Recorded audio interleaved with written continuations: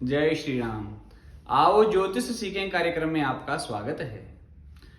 इस कार्यक्रम के अंतर्गत हम शुरू करने जा रहे हैं एक सीरीज, जिसमें हम प्रत्येक वीडियो में एक लग्न का चुनाव करेंगे और उस लग्न में कौन से ग्रह शुभ फल देते हैं, कौन से ग्रह अशुभ फल देते हैं, क्या उनका प्रभाव रहता है, इस बारे में विस्तार से बात किया करेंगे।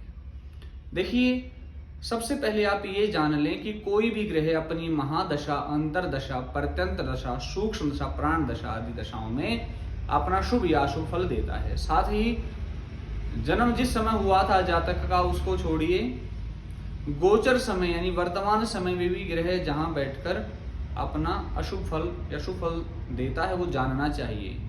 तो आज हम आरंभ करने जा रहे हैं मेष लग्न के साथ कि मेष लग्न वाले जातकों को कौन से ग्रह शुभ फल देते हैं और कौन से ग्रह अशुभ फल देते हैं।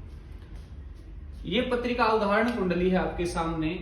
यहां पर एक लिखा हुआ है पत्रिका में, इसका अर्थ ये हुआ कि ये मेष लग्न की पत्रिका है, क्योंकि ये लग्न स्थान यहां से गिना जाता है। तो सबसे पहले हम आरंभ करते हैं सूर्य ग्रह से। तो मेष लग्न वालों के लिए सूर्य ग्रह बने पंचम भाव के स्वामी। हमने पहले ही बताया हुआ है, पंचम भाव संतान का होता है, शिक्षा का होता है, प्रेम संबंधों का होता है, भावनाओं का होता है। पंचम भाव अचानक होने वाले लाभ का होता है।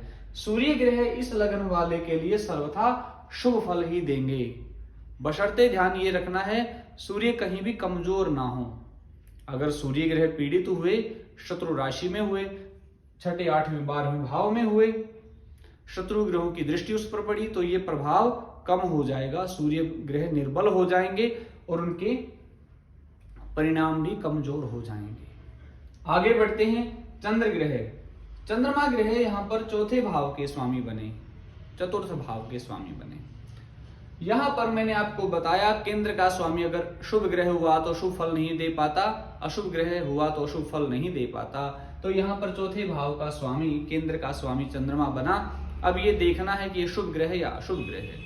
तो क्षीण चंद्रमा मैंने बताया हुआ पिछली वीडियो में, क्षीण चंद्रमा, कमजोर चंद्रमा अशुभ फल देता है और बलवान चंद्रमा शुभ फल देता है। तो आप इस प्रकार से, इसकी सूर्य से अगर दूरी है तो ये शुभ फल दे देगा, सूर्य के निकट है तो फिर अशुभ फल देगा, गणना कर सकते हैं। मंगल ग्रह, इस पत्रिका में मंगल ग्रह लग्न का स्वामी बना और अष्टम भाव का स्वामी बना। अष्टम भाव मृत्यु का भाव है, अशुभ भाव है, इसलिए यहां पर अशुभ फल देता है मंगल। लेकिन लग्न का स्वामी होने से उसका अष्टमेश का दोष जो है वो भंग हो जाता है और इस अवस्था में मंगल सर्वथा शुभ फल देता है। यहां पर एक बात मैं बताना चाहूंगा, जो मैंने पिछली वीडियोज में बताया हुआ है, लग्नेश शुभतम फल देता है, लग्नेश शुभतम होता है, इसलिए मंगल के ऊपर ऐसा दोष बिल्कुल भी नहीं लगेगा। आगे बढ़ते हैं बुध ग्रह के बारे में। तो बुध ग्रह तीसरे भाव के स्वामी बने और छठे भाव के स्वामी बने मेष लग्न वालों के लिए। तीसरा भाव का स्वामी त्रिषड आय, पापकारी ग्रह। यहां प्रथम पापकारी ग्रह बुध बना, दूसरा पापकारी ग्रह भी बुध बना, इसलिए बुध मेष लग्न वालों के लिए शुभ फल नहीं देंगे। अगर बुध ग्रह कुंडली में कमजोर होकर बैठे हुए हैं, यानी छठे, आठवें, 12वें भाव में ही कहीं बैठे हुए हैं और मंगल बलवान है, तो विपरीत राजयोग देंगे। यानी अगर इन भावों से अलग बैठे हैं और बलवान हो गए हैं तो अशुभ फल ही देंगे। गुरु ग्रह, इस पत्रिका में गुरु ग्रह भाग्य भाव के स्वामी बने और 12वें भाव के स्वामी बने। अब 12वां भाव व्यय भाव होता है, जो कि अशुभ भाव माना जाता है। द्वादशेश बने गुरु हमेशा अशुभ फल देते हैं, लेकिन भाग्येश कुंडली में शुभ फल देता है। तो इस प्रकार से इस पत्रिका में गुरु ग्रह शुभ फल देने वाले ही हुए, क्योंकि भले ही द्वादशेश हो लेकिन भाग्येश होने के कारण, मंगल का मित्र होने के कारण द्वादशेश का दोष समाप्त हो जाता है। तो गुरु ग्रह मेष लग्न वालों के लिए सर्वथा शुभ फलदायी रहेंगे।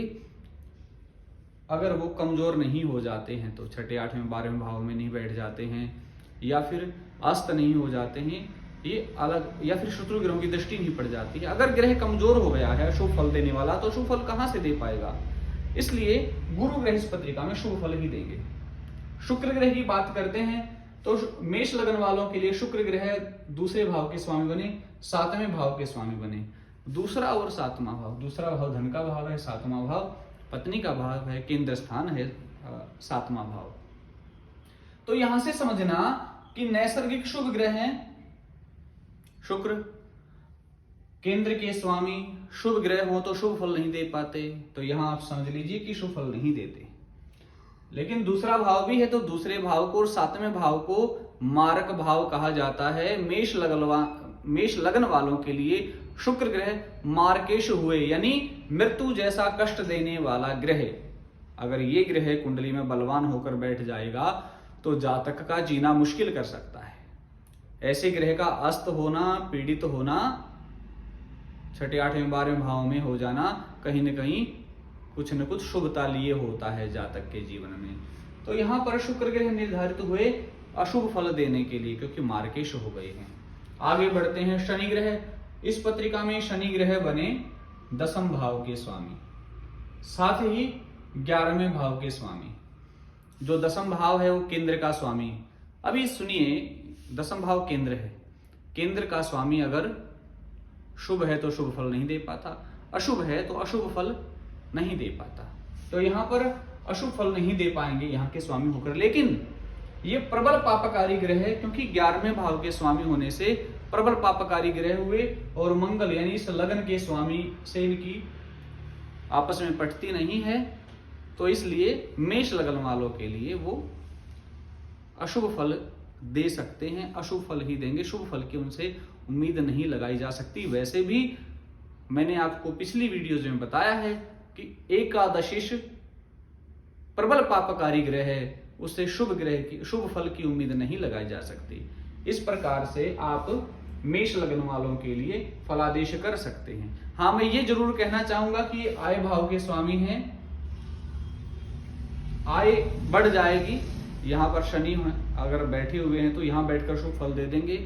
कार्य क्षेत्र में भी सफलता दिला देंगे, क्योंकि कार्य क्षेत्र के यहाँ पर कारक ग्रह भी हैं वो।